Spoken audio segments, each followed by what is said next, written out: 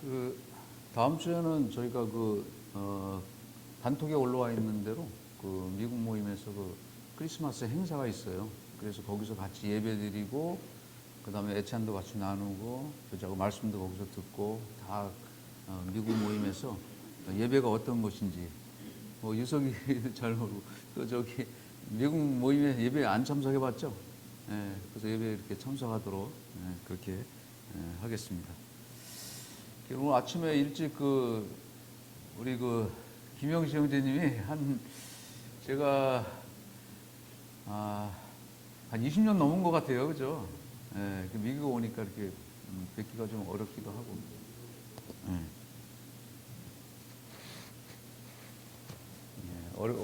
뵙기가 어려운 것 같은데, 갑자기 우리 이상근 형제가 아침에 연락이 왔어요.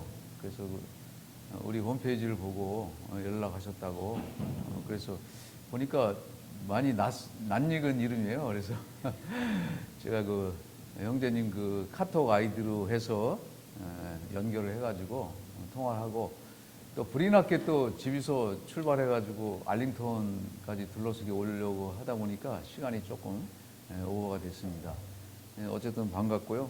제가 말씀 짧게 하고 끝난 후에 우리 김영시 선생님 간증 시간 좀 듣도록 하겠습니다. 저는 이제 모임에 계속해서 이제 이렇게 구도자들이 또 이렇게 왕래하고 하니까 구도자분들에게 이제 어떠한 메시지를 그렇게 좀 전해줬으면 좋겠나 이런 생각을 좀 했어요. 지난번에 서연 양하고 이제 식사를 하면서 이제 마지막 이제 수홍돌 식사를 하면서 이렇게 교제를 하다 보니까 구원에 대해서 이렇게 많이 들어보질 못했다고 그러더라고요. 그래서 이제 브릿지 카페에서 같이 차 마시면서 교제하면서 이제 복음 관련해서 교제를 했습니다. 그렇게 교제를 하고 나서 우리 청년들이 많이 있으니까 참 복음에 대해서 좀 교제하는 게 좋겠다 싶어가지고 이제 좀 말씀을 준비했습니다. 오늘은 이제 복음은 과연 무엇인가? 복음은 어떤 것인가? 복음은 좋은 소식이죠. 그리고 복음은 이제 복된 소식. 또 복음 그러면은 은혜로운 말씀, 성경적으로 얘기하면은 또 선물, 또 이렇게 표현할 수도 있고 복음에 담긴 그런 의미가 많습니다. 그래서 로마서 1장부터 5장까지에 걸쳐서 말씀을 이렇게 묵상하면서 보니까 로마서 1장에서만 복음에 관한 말씀이 7번이 나오더라고요.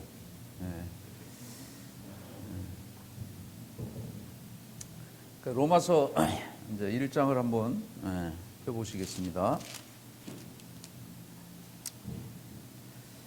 이제 1장 1절에 보면은 예수 그리스도의 종 바울은 사도로 부르심을 받아 하나님의 복음을 위하여 택정함을 입었으니 그렇게 나왔죠.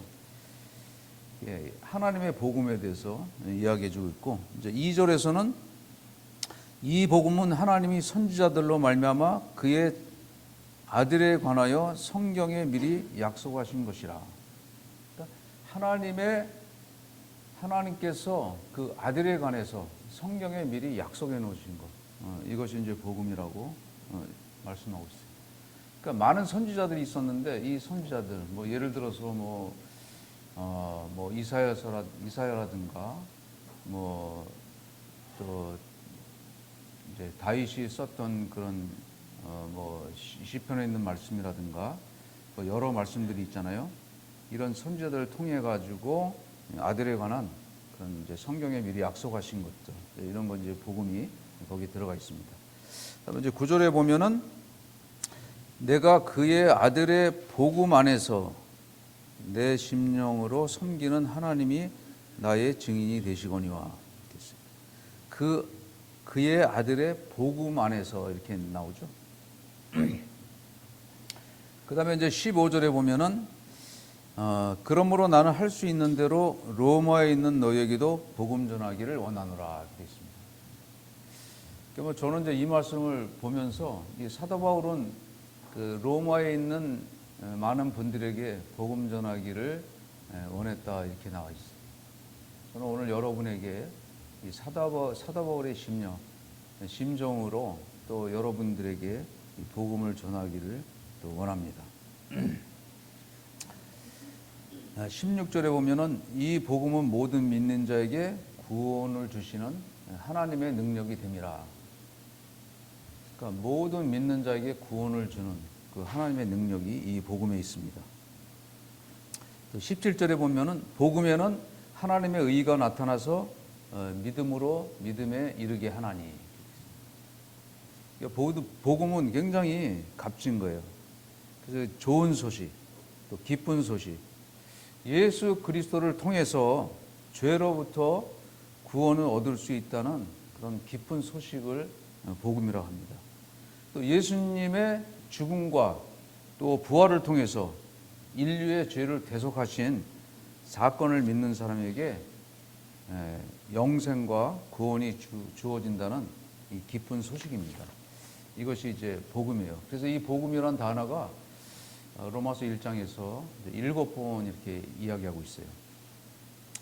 그 다음에 이제 복음을 받아들이려면은 이제 또 무엇이 필요한가? 그래서 오늘은 이제 복음과 그리고 율법과 그리고 죄와 그리고 구원이 어떤 것인가? 이 네 가지 쪽을 한번 보겠습니다. 그러니까 율법이라는 말을 이제 로마서 2장과 3장에서 나오는데 2장에서 23번이 율법에 관해서 나와요. 낱말이. 그리고 3장에서 9번이 나와요. 그래서 토탈 32번이 율법에 관한 율법의 단어가 나오는데 왜 이렇게 많이 나올까 생각을 해봤어요. 그러니까 율법은 과연 무엇인가? 그러니까 율법의 정의는 어떤 것인가? 율법은 왜 우리에게 중요한 것인가? 이렇게 한번 생각을 해보게 됐습니다. 그래서 율법과 이제 복음의 차이도 한번 생각을 해보게 됐고요. 그러니까 율법이라고 하는 것은 뭐냐면은 이제 율법의 목적, 그렇게 얘기하면 첫 번째 이제 죄를 드러내는 거예요. 율법은. 그러니까 뭘 하라 하지 마라 이런 것이 정해진 것이 율법이에요. 그래서 하라는 것을 안 했을 때에는 잘못하는 거고 또 하지 말라는데 한 것도 잘못하는 거예요. 그래서 이것이 하나의 이제 목적이 될 수 있죠. 그래서 율법은 우리가 하나님의 완전한 기준에 도달할 수 없다는 것을 말해주고 있어요. 그러니까 예를 들어서 뭐 살인하지 말라, 간음하지 말라, 도둑질하지 말라, 뭐 이렇게 말라 이렇게 많이 나왔죠. 또 내 이웃을 내 몸과 같이 사랑하라, 하라 하는 것이 또 많이 나와 있어요. 이런 것들을 우리가 지켜야 되는데 하나님의 완전한 그 경지까지 도달할 수 있는 것은 인간으로서는 불가능하다는 것을 율법을 통해서 알려주는 거죠. 그러니까 율법은 어떤 것이냐면 정죄를 시키는 거예요. 정죄. 그러니까 이 사람은 죄인이다고 이제 못을 박는 거죠. 그러니까 율법은 불순종에 대해 저주와 심판을 선언하고 인간을 절망과 죄책감을 만들게 해주는 것이다. 그 다음에 그 율법이 하는 역할은 뭐냐면 또 한편으로는 그리스도께 율법을 통해서 이제 인도함을 받을 수가 있어요. 그러니까 율법은 스스로 구원할 수 없음을 인정하게 하여 구원자이신 예수 그리스도를 갈망하게 하는 그런 역할을 율법을 통해서 하는 것입니다. 그러니까 인간의 행위와 의지를 요구하며 완벽하게 지킬 것을 명시하고 만일 이것을 행하면 너희가 살리라고 이렇게 선언해 주고 있는 것이 율법입니다.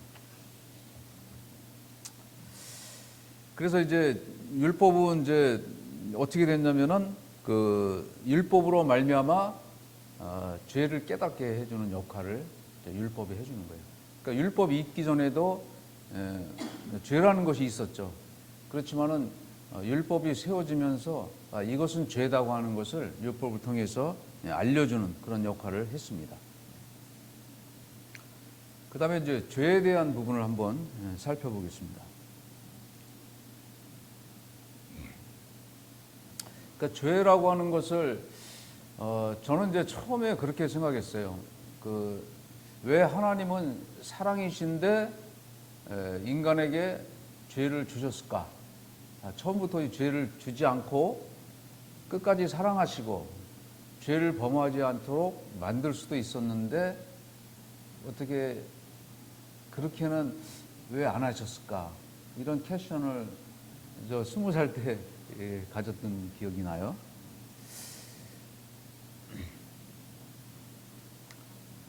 이 죄가 들어오게 된 동기가 있잖아요.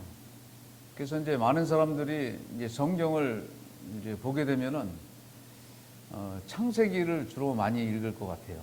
그죠? 처음에 첫 페이지에 창세기 1장 1절에 보면은 태초에 하나님이 천지를 창조하시니라부터 시작하면서 이 창조의 모든 창조물에 대해서 쭉 이야기하면서 마지막 인간을 흙으로 빚어서 만드는 거기까지를 나오고 그 다음에 제7일째 쉬었다는 것이 나옵니다. 그래서 이 죄라는 것을 알기 위해서는 창세기로 한번 돌아가 보는 것이 좋을 것 같아요. 그래서 창세기 2장 9절에 보면은 뭐라고 되어 있냐면은 동산 가운데에 생명나무와 선악을 알게 하는 나무도 있더라 이렇게 나왔어요. 하나님께서 모든 에덴 동산에 과일들을 만들어 놓고 과실을 맺힐 수 있는 나무들을 다 만드시고 그리고 나서 선악을 알게 하는 나무의 실과도 만들었는데 그 옆에는 생명나무도 있더라 이렇게 돼 있어요. 그러니까 생명나무와 선악을 알게 하는 나무 실과를 만들어 놓은 거예요. 그리고 하나님께서 금한 것이 선악을 알게 하는 나무의 실과는 먹지 말라. 내가 먹는 날에는 반드시 죽으리라 이렇게 선언을 하셨어요. 그리고 나서 이제 여자가 아담의 갈비뼈를 통해서 이제 여자가 탄생을 하게 됐잖아요. 그 여자가 사단의 꼬임을 통해서 그 선악과를 이제 따먹게 되고 그 결과로 인해서 이제 죄가 들어온 거죠. 그러면은 이제 창세기 2장으로 한번 돌아가서 2장 16절을 한번 볼게요. 창세기 2장 16절에 보면 여호와 하나님이 그 사람에게 명하여 가라사대 동산 각종 나무의 실과는 네가 임의로 먹되 선악을 알게 하는 나무의 실과는 먹지 말라. 네가 먹는 날에는 정령 죽으리라 하시니라 이렇게 돼 있어요.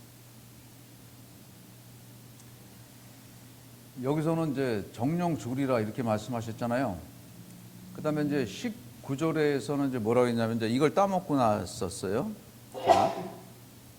여호와 하나님이 흙으로 각종 들짐승과 공중의 각종 새를 지으시고 아담이 어떻게 이름을 짓나 보시려고 그것들을 그에게로 이끌으시니 아담이 각 생물을 일컫는 바가 곧 그 이름이라. 이 아담이라는 사람은 첫 번째 인간이지만 모든 만물의 첫 사람이잖아요. 이게 아담을 이렇게 우리가 가볍게 생각해서는 안 돼요. 아담은 굉장히 위대한 사람이에요. 하나님께서 첫 창조에 사람을 만드셨을 때에 그 아담은 하나님의 형상대로 만드신 거예요. 그래서 이분에게 모든 권한을 다 부여해 주신 거야. 각종 실과나 이런 모든 동물의 이름이나 이런 것들을 아담을 통해서 다 짓게 하시고 또 에덴 동산을 관리하면서 이제 행복하게 살 것을 말씀했죠.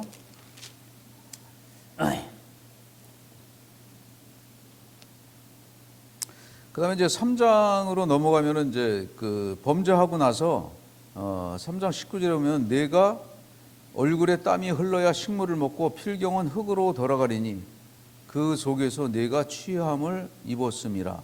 너는 흙이니 흙으로 돌아갈 것이니라 하시니라. 참 제가 장례식장도 많이 가봤지만은 또 저희 이제 아버님이 제가 6살 때 돌아가셨는데 그때 이제 어머니 돌아가셔서 이제 합장을 하려고 이제 묘를 파보니까 이렇게 거의 흔적이 거의 없어요. 그러니까 결국에는 뭐냐면 이제 흙으로 돌아가는 거예요. 흙으로. 그러니까 그렇게 머릿속에 생생하던 그 아버지의 모습이나 그런 어머니의 모습, 우리 선조들의 그런 모습들은 우리 머릿속에서만 남아있는 거지 실제로 죽은 다음에는 그냥 흙으로 돌아가는 거예요. 그러니까 어떤 사람이 인간의 그 몸을 갖다가 계산을 해봤어요. 죽은 다음에 인간의 몸의 가치가 얼마나 나갈까. 인간의 몸을 통해서 만들어질 수 있는 게 비누가 7개인가를 만들 수 있고, 비누를 또 칼슘을 통해서 만들어주는 이런 것들. 그렇게 해서 이제 계산을 또 이렇게 쭉 해보니까 한 100불 정도의 가치가 나오더라고요. 우리 몸은 사실 죽으면 이제 흙으로 돌아가기 때문에 별로 이 가치가 없게 되는 거예요. 그래서 하나님께서 처음에 인간을 흙으로 만드셨기 때문에 이제 흙으로 돌아가게 만들어 주신 거죠. 그러니까 아담의 범죄를 통해서 인간은 그 죄로 말미암아 죽음에 왔고 죽은 다음에는 이제 흙으로 돌아가는 거예요. 그래서 하나님께서 그렇게 말씀하신 거예요. 너는 흙이니 흙으로 돌아갈 것이니라. 그래서 우리는 죽은 다음에는 이제 흙으로 돌아갈 수밖에 없는 그런 삶을 살 수밖에 없습니다. 그러면은 우리가 지금 복음과 율법과 이 죄에 대한 부분에 대해서 잠시 얘기했어요. 아마 여러분 살면서 죄를 한 번도 안 지었다고 혹시 생각하시는 분 계세요? 유석이 학생. 아니죠. 우리는 언젠가 부모가 죄를 가르치지 않아도 스스로 죄를 짓게끔 돼 있어요. 왜냐하면 그것은 아담의 범죄를 통해서 그 조상 아담으로부터 물려받은 그 죄의 씨앗이 남아있기 때문에 그렇게 됩니다. 그래서 죄의 씨앗을 통해서 죄가 만들어지는 거예요. 그러면 구원은 어떻게 우리가 하나님을 받을 수 있느냐? 로마서 5장 이제 8절을 한번 볼게요. 로마서 5장 8절에 보면은 우리가 아직 죄인 되었을 때에 그리스도께서 우리를 위하여 죽으심으로 하나님께서 우리에게 대한 자기의 사랑을 확증하셨느니라. 10절 곧 우리가 원수 되었을 때에 그 아들의 죽으심으로 말미암아 하나님으로 더불어 화목되었은즉 화목된 자로서는 더욱 그의 살으심을 인하여 구원을 얻을 것이니라. 이 로마서 이제 5장 12절에서 21절에 보면은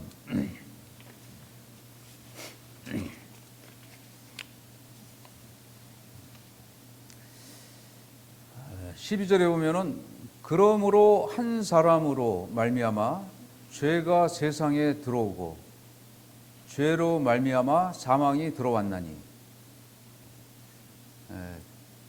우리 창세기에서 아담의 범죄를 통해서 이제 죄가 들어왔다는 것을 우리가 잠깐 읽어드렸잖아요. 이와 같이 모든 사람이 죄를 지었으므로 사망이 모든 사람에게 이르렀느니라. 여기서 12절부터 21절까지를 쭉 보면은 죄가 어떠한 통로를 통해서 들어왔고, 그 다음에 이 죄를 어떠한 통로를 통해서 해결할 수 있는 방법이 여기에 나와 있어요. 이거 좀 빠른 속도로 한번 읽어드려 볼게요. 자, 13절 죄가 율법 있기 전에도 세상에 있었으나 율법이 없었을 때에는 죄를 죄로 여기지 아니하였노라. 그러나 아담으로부터 모세까지 아담의 범죄와 같은 죄를 짓지 아니한 자들까지도 사망이 왕노릇하였나니 아담은 오실 자의 모형이라. 그러나 이 은사는 그 범죄와 같지 아니하니 곧 한 사람의 범죄를 인하여 많은 사람이 죽었은즉 더욱 하나님의 은혜와 또한 한 사람 예수 그리스도의 은혜로 말미암은 선물은 많은 사람에게 넘쳤느니라. 또 이 선물은 범죄한 한 사람으로 말미암은 것과 같지 아니하니 심판은 한 사람으로 말미암아 정죄에 이르렀으나 은사는 많은 범죄로 말미암아 의롭다 하심의 이름이니라. 17절 한 사람의 범죄로 말미암아 사망이 그 한 사람을 통하여 왕노릇하였은즉 더욱 은혜와 의의 선물을 넘치게 받는 자들은 한 분 예수 그리스도를 통하여 생명 안에서 왕노릇하리로다. 그런즉 한 범죄로 많은 사람이 정죄에 이른 것 같이 한 의로운 행위로 말미암아 많은 사람이 의롭다 하심을 받아 생명에 이르렀느니라. 한 사람이 순종하지 아니함으로 많은 사람이 죄인 된 것 같이 한 사람이 순종하심으로 많은 사람이 의인이 되리라. 율법이 들어온 것은 범죄를 더하게 하려 함이라. 그러나 죄가 더한 것에 은혜가 더욱 넘쳤나니 이는 죄가 사망 안에서 왕노릇한 것 같이 은혜도 또한 의로 말미암아 왕노릇하여 우리 주 예수 그리스도로 말미암아 영생에 이르게 하려 함이라.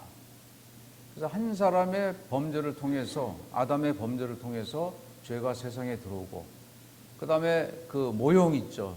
한 사람 바로 예수 그리스도를 통해서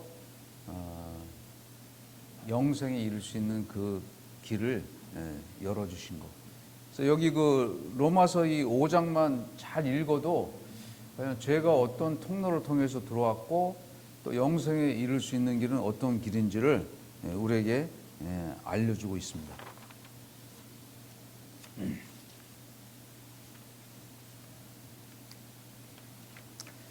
이 고린도전서 15장 이제 45절에서 49절에 보면은 이 첫사람 그 아담은 생명이 되었다 함과 같이 마지막 아담은 살려주는 영이 되었다고 이야기해 주십니다. 그러니까 첫사람은 이제 하나님께서 그 코에 생기를 불어 넣으심으로 말미암아 생명이 되었다. 이렇게 이제 호흡을 할 수 있는 그런 이제 영혼으로 만들어졌다고 하는 그런 의미입니다. 그래서 마지막 아담은 이제 살려주는 영으로 이렇게 말씀해 주고 있어요. 그러나 이제 먼저는 이제 신령한 자가 아니에요. 그리고 육의 사람이고 그 다음에는 신령한 사람이 이제 예수 그리스도를 말씀해 주고 있습니다. 첫 사람은 이제 땅에서 났잖아요. 그리고 흙에 속한 자고, 근데 둘째 사람은 하늘에서 나신 거예요. 그래서 무릇 흙에 속한 자들은 저 흙에 속한 자와 같고 하늘에 속한 자들은 저 하늘에 속한 이와 같으니 우리가 흙에 속한 자의 형상을 입은 것 같이 또한 하늘에 속한 이의 형상을 이루리라고 말씀해 주고 있는 거예요. 이제 저는 그 20살 때 제가 이제 주님을 만났는데 이제 아까 얘기했듯이 그런 이제 캐션들을 가지고 있었어요. 하나님께서 인간을 사랑하셨는데 왜 인간에게 죄를 줄 수도 있고 주지 않을 수도 있었는데 왜 죄를 줘서 이 사망에 이르게 했을까? 이분을 캐션을 가졌었어요. 근데 이건 사실 뭐 영적으로 깨닫지 않으면은 이게 깨닫기가 어려운 부분인데 제가 예수님을 믿고 나서 이런 하나님의 말씀들이 이제 영적으로 깨달음이 이제 오기 시작했어요. 만약에 한번 생각해 봅시다. 에덴 동산이 있어요. 굉장히 아름다워. 거기에는 뭐 이쪽에서 이쪽으로 강이 흘러가고 또 강 주변에는 뭐 탐스러운 과일 나무들이 풍성하게 있고 또 많은 짐승들이 막 어울려서 놀고 있고 참 얼마나 아름다워요. 우리가 어디 뭐 저기 미국에도 저는 많이 가보지 않았지만 뭐 나이가라 폭포나 뭐 어디 옐로우스톤이나 뭐 어디 뭐 캐나다 퀘벡이나 어디 이런 데 가면은 너무 아름답고 그렇잖아요. 저는 뭐 가본 중에 뉴질랜드 크라이스트처치가 왔는데 정말 아름답더라고요. 근데 그런 그 아름다운 그런 곳에서 노력을 갖고 땀을 흘리지 않아도 먹고 살 수 있는 그런 풍족한 그런 삶, 얼마나 그 행복하겠어요. 아마 아담이 선악과를 따먹지 않았으면 행복하게 그렇게 살았을 거예요. 근데 과연 그게 얼마나 큰 행복인지는 천국과는 비교가 되지 않는 행복이라고 저는 생각이 들어요. 우리가 요한계시록에 보면은 이 천국에 대해서 나오잖아요. 천국은 어떻게 이루어진다는 그런 것이나, 뭐 바닥이 정금으로 깔려 있고, 뭐 문은 진주로 돼 있고, 뭐 들어보지도 못한 그런 보석들로 이렇게 가득 찼고, 하나님께서 친히 햇빛이 쓸데없고 빛이 되시기 때문에 참 그런 곳에서 사는 것하고 에덴 동산에 정말 행복하다 그래서 거기서 사는 거하고는 차이가 있다는 거죠. 그 다음에 만약에 에덴 동산이 그렇게 또 영원히 끝까지 그렇게 살 수 있으면 또 괜찮을 거예요. 근데 어느 날 갑자기 선악과를 따먹었다든가 또 하지 말아야 될 그런 범죄를 했을 때에 과연 그때는 또 어떻게 됐을까? 뭐 이런 것들이 이제 생각이 드는 거예요. 그러면은 이 행복은 정말 이게 행복이라고 얘기할 수 없는 거죠. 불안한 행복이죠. 그렇지만 이 천국은 완전 무결한, 하나님께서 함께 하시고 우리를 위해서 예비해 놓으신 그곳이잖아요. 이걸 생각할 때, 야, 하나님께서 다 이유가 있어서 아담의 범죄를 통해서 인류의 두 번째 아담 대신 우리 주 예수 그리스도를 창세 전부터 계셨던 그분을 이제는 우리에게 보내주시고 그분을 통해서 죄사함이라고 하는 그런 영생의 그 길을 우리에게 열어주셨다고 하는 것, 얼마나 놀라운 축복인지 몰라요. 그래서 그 요한복음제 3장 16절에 보면은 이렇게 돼 있죠. 하나님이 세상을 사랑하사, 하나님이 세상을 이처럼 사랑하사 독생자를 주셨으니 이는 저를 믿는 자마다 멸망하지 않고 영생을 얻게 하려 하십니다. 이 영원한 생명을 우리에게 허락해 주신 거예요. 그 다음에 요한복음 17장 3절에 보면은 영생은 예수 그리스도를 아는 것이다 이렇게 얘기했어요. 그러면 예수 그리스도를 알려고 하면은 우리가 어떻게 알 수 있냐? 성경으로 돌아와야 됩니다. 우리가 많은 서적들이 있어요. 이 천지 창조와 또 인간의 그 만들어짐과 이런 모든 것들은 어떤 책에서도 이렇게 표현해 주는 책이 없어요. 성경은 지금까지 베스트셀러로 지금 판매가 되고 있고 참 수없이 많은 나라들의 언어로 번역돼서 공급이 되고 있습니다. 왜 그렇겠어요? 이 성경이 신구약 합쳐서 66권인데 구약만 한 1500년 정도에서 구약이 완성이 됐어요. 그럼 1500년이면은 1500년 전에 쓰셨던 모세가 모세오경 썼잖아요. 모세의 기록.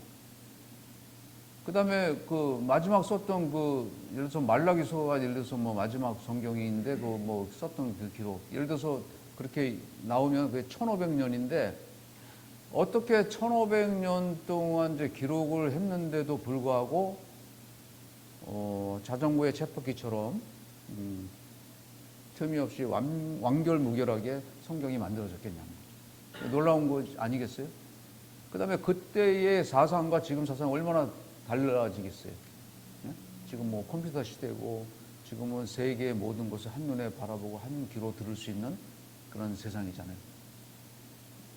근데 그 당시만 해도 그런 것이 있었어요? 비행기도 없었잖아요. 근데 그것이 어떻게 세대 차이가 나는데도 이 성경을 변함없이 빈틈없이 완결무결하게 기록을 할 수 있었겠냐는 거죠. 그 다음에 신약에 나와서도 그, 그 100여 년 안에 이렇게 해서 이제 성경에 기록이 돼 있는데 신구약을 합쳐서 66권이 어떻게 한 권의 이 성경 말씀으로 기록이 돼 가지고 이 성경이 많은 사람의 영혼을 찔러 쪼개기까지 하는 이런 말씀으로 이것이 자리매김할 수 있었을까요? 뭐 어떤 사람은 뭐 이 성경을 뭐 100년 후에는 뭐 박물관에서나 볼 수 있겠다 이렇게 얘기한 뭐 볼테르 같은 사람, 철학자 이런 사람이 있었지만 그럼에도 불구하고 이 성경은 오늘날 베스트셀러로 많이 읽혀지고 있다. 그래서 우리가 구원의 길, 확신을 얻을 수 있는 그 길은 성경으로 돌아와야 되는 거예요. 그러니까 로마서 10장 9절에 보면 입으로 시인하고 마음으로 믿는 것, 이것이 구원이다 이렇게 얘기도 하고 있습니다. 요한복음 5장 이제 39절에 보면은 너희가 성경에서 영생을 얻는 줄 생각하고 이 성경을 상고하거니와 이 성경이 곧 내게 대하여 증거하는 것이로다 이렇게 말씀해 주고 있습니다. 이 성경은 정말 권위 있는 책이에요. 그러니까 여러분 머리맡에 두고 평생을 읽어도 다 이해할 수 없는 그런 책이 바로 이 권위 있는 성경 말씀이에요. 그래서 우리 청년들은 정말 내가 어떻게 하면은 이 영생을 얻으리까 하고 하나님 앞에 기도하시면서 이 성경을 읽을 때에 읽는 말씀을 제 심령에 깨닫게 해달라고 하는 기도를 드리고 이 성경을 읽을 때에 이 가운데서 하나님의 메시지가 우리 마음을 움직일 수 있다고 하는 거죠. 디모데후서 3장 16절인가요? 이쪽에 보면 또 그렇게 기록이 되어 있잖아요. 모든 성경은 하나님의 감동으로 된 것으로 교훈과 바르게 함과 의로 교육하기에 유익하다. 그러니까 이 성경 자체가 쓰여진 거는 하나님의 감동으로 쓰여진 거예요. 그러니까 이 기록자가 한 40여 명 되잖아요. 성경을 기록한 사람이 40명이에요. 그럼 1600년의 기간 동안 40명의 기록자에 의해서 쓰여졌는데 그냥 쓰여졌겠어요? 요즘처럼 뭐 컴퓨터가 발달해가지고 AI 딱 치면은 여기 뭐 AI 한번 딱 쳐보세요. AI에서 뭐 율법 치면 율법에 대해서 쫙 나와요. 율법 어떤 거다. 복음 치면 복음에 대해서 쫙 나와요. 은혜 치면 은혜에 대해서 다 나와요. 이런 시대가 아니잖아요. 이런 시대가 아님에도 불구하고 이 40여 명이 그 40여 명은 많은 뭐 의사도 있었고 왕도 있었고 뭐 교사도 있었고 어부도 있었고 많은 이런 사람들이 이 성경을 썼죠. 어떻게 썼냐? 하나님의 영감을 받아서 이것을 기록했다고 합니다. 이게 굉장히 중요한 거예요. 그래서 성경 외에는 다른 데서 이 구원의 길을 가르쳐 주는 데가 없습니다. 그래서 성경을 우리가 돌아와서 정말 이렇게 기도하는 마음으로 이 성경 말씀을 읽을 때에 이 안에서 우리의 심령을 하나님께서 새롭게 하시라고 믿습니다. 우리 지난번 준찬이 형제가 그런 이야기 했어요. 성경 말씀을 3일, 4일 읽는 거에 대해서 그리고 매일 성경 말씀을 읽었을 때 변화되는 그런 부분에 대해서 이야기를 했어요. 이렇게 모니터에 이렇게 올려서 놨는데 제가 이렇게 좀 찍어놨거든요. 근데 우리의 삶이 이 성경 말씀을 읽을 때에 어떤 변화를 가져올 수 있는가에 대해서 이야기 나옵니다. 뭐 헌금이 몇 프로 상승을 하고 뭐 이런 거 있잖아요. 쭉 나와 있죠. 예, 그런 부분에 대해서 좀 심각하게 좀 받아들였어요. 우리 아직 주님을 알지 못하는 우리 청년들 있으면 이렇게 하나님의 말씀을 통해서 우리 주 예수 그리스도를 개인의 구주로 영접하고 구원에 이를 수 있도록 또 우리 함께 기도해 주시고 또 그런 심정으로 하나님 앞에 기도하면서 읽으면 좋겠습니다. 이어서 이제 제 말씀 여기까지 마치고요. 우리 김영시 형제님은 제가 잠깐 소개하면은 제가 그 청년 때에 부평 모임에서 함께 주님을 이렇게 섬겼었어요. 그때 뭐 서영칠 형제님, 서영찬 형제님, 또 영식이 형제님, 뭐 이렇게 또 정창열 형제님도 이제 다 아시고, 그렇게 굉장히 오래됐죠. 그러니까 한 4, 50년 됐죠? 그죠? 예, 그때 형제님을 만났고, 제가 자매님도 많이 낯이 이제 있고, 근데 형제님이 옛날에 그 IBM이요? 예, IBM에 다니셨어요. 컴퓨터에 또 그 배가라고 하면 또 내놓을 만한 그런 회사죠. 그래서 형제님은 이제 은퇴하시고, 그 다음에 그 UN 쪽에서 뭐 간간히 좀 저기한 나라들, 그런 거 이제 그 미개한 이런 나라들 또 이런 쪽에 이제 많이 돕고 계시는데, 이번에 아마 조지 메이슨 알링턴에 있는 그 대학에 이렇게 방문을 하셨습니다. 그래서 이번 진짜 목요일 날 들어가시는데 시간이 없기 때문에 오늘 간단하게 이렇게 간증 교제 시간 갖도록 이렇게 하겠습니다.